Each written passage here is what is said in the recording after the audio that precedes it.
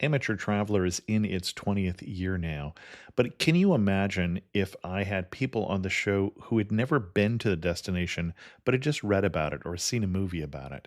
That wouldn't make any sense at all, and you wouldn't listen. We all know how important it is to receive advice from people who know a destination to get the most authentic local experience. And a great option for experiencing this is Explore Worldwide and their authentic small group adventures, led by local tour leaders, perfect for solo travelers who want to meet like minded people with a desire for adventure. I'm often an independent traveler, but two of my last three trips were with small group tours because they organize everything and it's a lot easier. If you want to recreate the tour I did to Malta, they have a Malta and Gozo Discovery Tour. I'm intrigued by one of their tours called A Taste of Sicily. The company again is Explore Worldwide, and visit exploreworldwide.com to learn more. And thanks to Explore Worldwide for sponsoring this episode of Amateur Traveler. The nights are long, the days are short, and the weather is chilly to downright cold, depending on where you are. It's a good time to slip into a Quince iconic Mongolian cashmere sweaters, which start at only $50. You can treat yourself to everyday luxury at an affordable price with Quince. If you really want to dive into luxury, you can check out their leather handbags, washable silk shirts, and European linen sheet sets.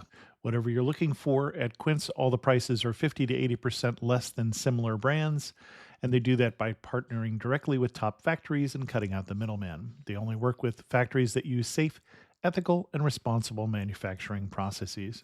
And of course, they use premium fabrics and finishes for that luxury feel in every piece.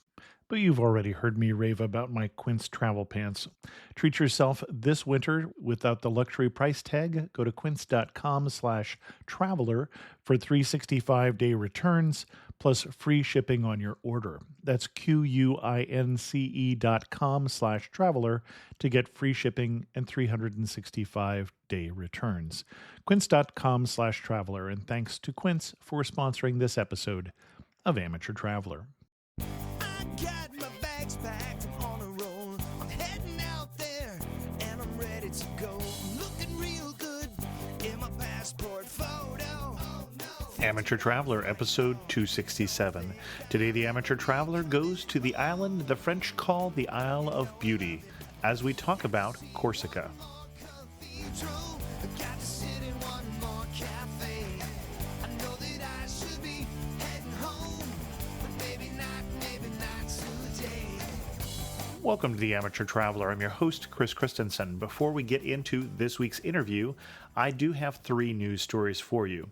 The first one, we've had a series of stories about people being removed from flights, but I think Ryanair may get the record here as they kicked 100 different students off of the same flight because there was a disagreement about their baggage policy. And then that's not nearly so bad as the person who is now being detained in Texas because to catch a plane, he ditched his dog. When he found out he didn't have the proper documentation to fly with his dog, he apparently left the dog at the curb. He called a friend to get the dog, but did not wait for the friend to show up. He is now being charged with animal cruelty. And then in one of the strangest news stories, there may or may not be a law in Malawi against flatulence. There is a new law which prohibits fouling the air, and the Justice Minister and the Solicitor General disagree whether that's about industrial pollution or flatulence. For links to all of those stories, check out the show notes at amateurtraveler.com.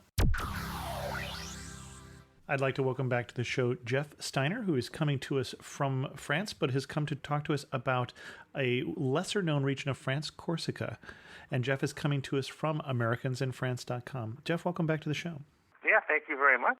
Nice to be back. Good to be back here. And it's AmericansInFrance.net, just in case. Oh, sorry. I just asked you what it was and then blew it. That's okay. No, it's fine. They'll get there. They'll get there if they do the .com. And for those who didn't hear Jeff on the show before, Jeff, you were coming to us from Burgundy in France, and we talked last time about that region, but this time you had gone on vacation down to Corsica, and I'd have to say I can only think of one Corsican in history even, let alone know that much about that region. Yes, Napoleon. Napoleon, exactly. What led you down to Corsica? What brought me down is that my wife's job, we were able to rent an apartment in Ajaccio for 2 weeks. And my wife had always wanted to go to Corsica for the summertime. A lot of French people want to go. It's called the L'isle Beauté, the island of beauty. And it really is a very, very beautiful island. Lots to do. And what the French love is the sun. And that's where the sun's at. And it's very, very nice. Now, when the French go down, are they doing it mostly just as a beach vacation destination, or? Yeah, it's mostly to relax and you go to the beach every day. Or well, the French are kind of into active vacations, and in Corsica you can hike. There's a hiking trail that you can do. It's called the GR20, and you can go from the north in Calvi to the south in Corsica. And you really couldn't do it. It'd probably take you 2.5 weeks to do it. And I've known some French people who, well, what they do is 1 year will do half of it, and then the next year they go back to do the other half. They can do hiking, and it's very nice. And you say hiking in Corsica. My mental picture of Corsica is a fairly rugged island. Yeah, it is. It is in the center, but most people probably spend their time on the beaches, in the water, or on boats, and just wandering around the different beaches that there are. Because the island's I think it's almost entirely surrounded by where you can go to the beaches. There are some cliffs. I found some cliffs up in the north when I was driving back. It's a very scary drive, but very beautiful. Like if you're ever familiar with Hawaii and the road to Kana, I did that when I was a kid. I don't know if you've ever heard about that. Oh, sure. One. Did that last year. Again. You did that last year. This I found to be, there was a very narrow road. The roads in Corsica, it's not a big island, but the roads are very narrow. But it was a beautiful drive, absolutely beautiful drive, started in Calvi, which is supposedly the local St. Christopher Columbus was born. There's a house that was supposedly he was born that you can visit in Calvi. Calvi is like a citadel. They have a citadel there, and within the walls of the citadel, you have the house of Christopher Columbus. Now, I would have sworn that the people of Genoa claimed Columbus as their own. Yeah, well, Genoa too, yes. Well, see, Corsica was under Genoa. It was Genoese. Yeah, Genoa. Okay. It was under the control for about, I think, 400 years.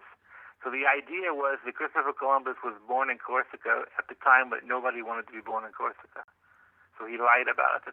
That's the local story.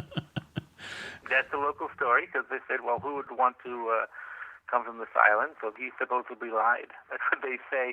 And they have a house. I found the house. It's on my website. I took a picture of it. There's nothing left of the house. It's ruins. But they have a nice plaque on it. You can say, well, this is where Christopher Columbus was born. Now, it's interesting that there's a difference of agreement where Christopher Columbus's body is now after his death. So we're not sure where he was born or where he died. But other than that, we're... Yes, exactly. So you talked about hiking and you talked about driving. What itinerary would you recommend for Corsica? Well, what I would suggest is that you spend a week to 2 weeks. You rent a jeet, which is a self-catering, so you have some place to do your own cooking. And then you explore out from there. The island is not that big. You can get pretty much every place within a 3 or 4 hour drive. So it's, in that respect, it's pretty nice. We stayed in Ajaccio, which was, if you look at a map, it doesn't look like it's very central, but in certain respects it is, because it's near the south, and it's also, the roads are pretty good to go to the north. So you can kind of work out from there, and you can kind of look at stuff. That's what I would suggest. You stay in a jeep, and you can save money. You don't go to a restaurant every night, because restaurants are expensive, and you can cook for yourself, and you can go to local markets and buy local foods and buy fish, for example, and you can make your own meals. It's great. I'm not clear with the quality of the sound, and unfortunately we tried to do Skype, but we didn't have a good microphone, so we've gone back to a phone call here to France. What you're saying, I should stay in a what? I'm hearing jeep. Yeah, jeep. Which is You know what a jeep is? Self-catering. It's basically, I'm not sure if we call them in America. In UK, they call them self-catering. Okay. Essentially, you rent an apartment for a week or so. Okay. And that way you have some place you can cook. If you stayed in a hotel, you wouldn't have a place to cook. You'd have to go out. Right. It was just the word you were using that I was hearing the name for a military vehicle in the United States. JEEP. A jeep. It's a jeep. I'm sorry. Yeah, when the sound's not good, the sound's not good. And so the word is?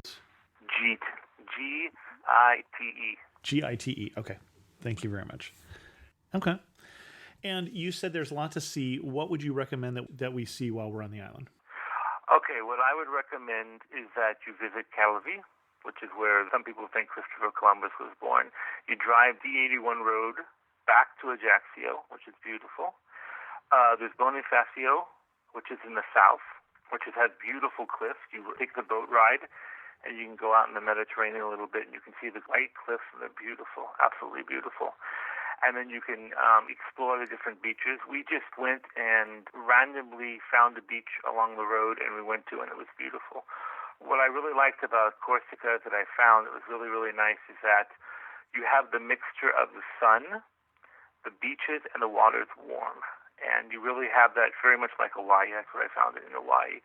And it's really, really nice to just lay on the beaches and you go in the water and the water is warm. And there's also not a lot of waves. Now, if you like to surf, it's not the place to go. Mm-hmm. But to relax and just to kind of go swim around, it's really nice. Okay. And you mentioned going to where Christopher Columbus was born in Ajaccio. Any particular thing we should see while we're there?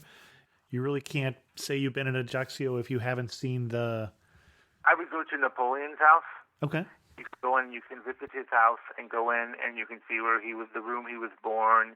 And in Ajaccio in July and August, they did this last year in 2010, they had a reenactment. They had soldiers marching through the town, which is kind of cool. And they have an area where they have a statue of Napoleon and they went before that area and they did some marching and stuff and they fired the guns, which was kind of cool. So that was pretty nice. What else I would do is what's called the Bloodthirsty Islands. And they're near Ajaccio, and you have to drive out going, I believe it's west. And you drive out there, and you'll see one of these towers. When Corsica was under the rule of the Genoese, they built towers around the islands. And the idea was you had, I think there were like 30 or 40 different towers, and each one was in the view of the next one. And so if they thought that they were going to be attacked or invaded, they would light a fire. And then the next one would light the fire, and so on and so on. So the island within an hour would know that there was going to be attacks. Everybody would know, and they could be on alert. And those are really cool. They're all through the coastline. And also, not to miss, I mean, even though it's an island, you want to go to the beach and stuff, is to go to Corte, right in the center of Corsica. And was at one time, because Corsica for about 10 years, I believe, was independent. For a very short time, it was independent, and that was the capital. And in Corte, you have the only university on the island. And in Corte, it's really, really nice, very small, kind of it's built on the side of a hill. And there's a little train that you can drive, which is just it's some cars all hooked up together, but they call them a petit train, a little train. And you can take that to Corte, and it's real nice. Okay, this is one of the tourist trains that they have in... Yeah, it's one of the some people might think they're tourist traps, but I think they're very nice. It's on a train and everything, but they're about 45 minutes to an hour. Ajaccio has one. I think Bastia probably does also. They're a nice way to see the city, to see the town. And they show you all the sights. So it's a guided tour. Yeah, it's like a guided tour. Mm-hmm. So I thought it was kind of cool. I kind of like that. And I made a little video about it, too, on my website. Okay. Well, I was going to say one question too. Since you're doing a guided tour there, that brings up the question of language. Now, you speak fluent French, I assume. Yeah, I speak fluent French. But they speak predominantly Corsican. They speak Corsican and French. Okay. Everybody speaks French. The amount of Corsican spoken, to be quite honest, I don't know. Okay. There's a university, and I believe it teaches in Corsican, or it teaches Corsican. So there's that. I didn't hear a lot. Okay. And I was assuming you had not learned Corsican to go down there. I don't think it's very common outside of the island. It's nothing like that. No. It's the Corsican before they're French, but they speak French. Okay. I think I saw 80% speak French. Is English also readily available? That would probably have some language difficulties. Okay. You'd probably have some times where you'd have to get around. I mean, that's probably the drawback of going to Corsica is if you don't speak French. If you speak Italian, it's okay because it's right next to Italy. So they're used to people from Italy coming to visit. That's not a problem. But if you speak English, I did hear a couple of Americans and British people that were there, but that conceivably could be a problem. But it would probably be the same as if you left Paris anywhere else, any of the big cities. You go to the French countryside. So if you travel around the French countryside or the Italian countryside and you're comfortable with that in Corsica, it's not going to be an issue. You have been used to it. Okay.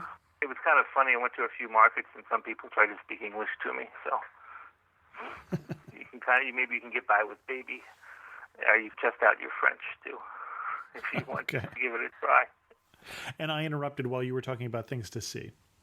Bonifacio is very nice. In Corte I really like. There's a drive. You go from Ajaccio, Corte, and then you go to Bastia. It's a very nice drive, beautiful scenic route, lots of stopping for photos and walking around. And there's also, which I only visited a little bit, there's a little desert in Corsica. It's near Calvi. It's the north near Calvi and the Ile Rousse. There's a desert. You can actually drive on it. The D81 actually continues after it goes through Calvi. It does go on, and it goes through this little desert. And I was only able to drive through a little bit of it, but it really looked nice. And it's kind of, you go from the beach to the desert, and you can go from the mountains, too. So it's kind of, it gives you a different, something else to see. But I think if you definitely go, is that you want to go to the markets. Okay. Because, this is like in France anyway, but you want to go to the market because there's two foods that you want to buy if you go to Corsica are the dried ham and the cheese. They have a sheep and goat cheese. They don't really have cows. They don't have enough farmland for cows. And they have a really good cheese, really, really good cheese, different cheeses. What's really nice is that all the markets have local produce. It's real nice. And the ham, is that similar to a Spanish ham, a jamón ibérico, or? Probably. It's dried out. Mm-hmm.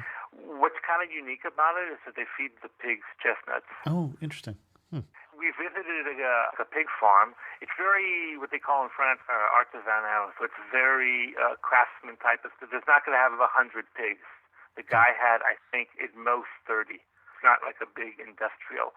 And he took us on a train ride. He did a little train ride. He took us up and saw some beautiful views. And he showed us the chestnut trees. And they feed the pigs the chestnuts because it's too expensive to bring in other feed. They want to give them as much local vegetation and local stuff that they can do, because in Corsica they don't grow their own corn, so they have to bring it all in. So it kind of gives it a unique flavor. And it's some of the best ham I've had. Interesting. Yeah. It's also one of the best fish I ever had. We bought it at the fish market at Ajaccio. It was excellent. I don't know what kind of fish it was, but it was very, very good. Yeah. What was your biggest surprise with Corsica? I think the mix of, you have the mountains and then you have the beach right next to them. Coming from California, where you it's not that quick because you have right by the beach, you have mountains. Then you can almost walk to them. And it was really interesting. The landscape is pretty unique. For me, anyway, I had never seen that. It was very, very unique. I'm thinking perhaps you have never been to Santa Barbara or the Central Coast of California, but okay. Yes, I haven't been to the coast of California. I haven't been, but the mountains are pretty tall. Yep. You're very high up, and then you go right down into the ocean. That was one of the things I really liked. And also how you go somewhere like Corte, it's right in the middle of the mountains, and you have what looks like a little medieval town. It was really cool. That was really something. And what was your best day? The best day, I think, was when we spent relaxing on the beach. And we had a hike down, and we had a hike back up. It was about a 15-minute hike down, and we had a walk through, and we drove, and the road was kind of a dirt road. We weren't really sure what path to take, and then finally we hit the beach. And it was a mix. You had the sand and the rocks, boulders popping up out of the sea, and it was really, really nice. And we just kind of laid around there all day. Didn't get much done, but it was very relaxing. It was very relaxing in the sun. My son loved to play in the sand. It would just play like that. You go in the water if you get a little cold or something. If the wind starts picking up, you just go in the water and you get warm again. Okay. That was really cool. And were the things, as you prepared for this trip, that the guidebooks or the resources you used recommended that you would not recommend? I would probably say that we stayed in Ajaccio, but I wouldn't spend a lot of time there. You could probably see everything in a day. Okay. I don't know, because Ajaccio, it's a bit modern, so I don't know if I would necessarily spend a lot of time there. You might have to leave from there because the ferry's coming in, I mean, most of the way you access Ajaccio or you access Corsica is via ferry. And you're coming in from Nice or Genoa, or? The cheapest is to come in through northern Italy. Okay. Corsica Ferries has a bunch of routes to come in. Northern Italy to Bastia is the cheapest. The one thing that if you do take the boat is you don't want to book on a Saturday because that's the most expensive day. You want to, if you can, you want to do during the week. Okay. Saturdays are the busiest and the most expensive day because that's when everybody comes in and stuff.